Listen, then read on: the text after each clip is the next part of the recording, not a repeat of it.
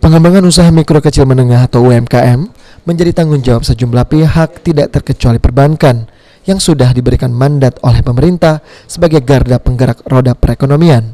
Terkait hal tersebut, meski masih dalam pandemi COVID-19, penyaluran kredit usaha rakyat atau KUR terus digalakkan oleh sejumlah perbankan di Indonesia khususnya Sumatera Selatan.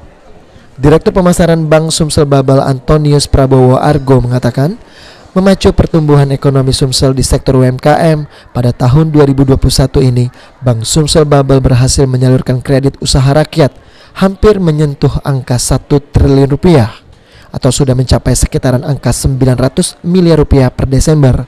Hal tersebut berbanding terbalik dari tahun 2020 lalu ketika pandemik tengah memuncak, penyaluran KUR di Sumsel bahkan tidak menyentuh angka 500 miliar rupiah. Naiknya penyaluran KUR ini merupakan potensi bagi pertumbuhan ekonomi di Sumsel lewat UMKM, karena bank lain yang ada di Sumsel pun pasti mengalami pertumbuhan serupa yang secara tidak langsung membuat perkembangan di dunia UMKM Sumsel.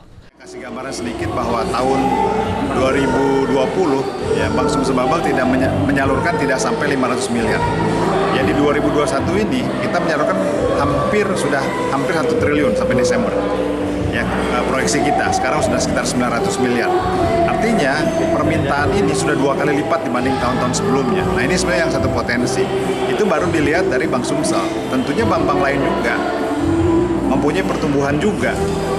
Nah, berkaca dari angka-angka tersebut, artinya UMKM ini sebetulnya masih membutuhkan bantuan pembiayaan. Cuman masalahnya sekarang gap ini ya antara supply dan demand yang mungkin harus dipertemukan. Sandi Pratama, PAL TV.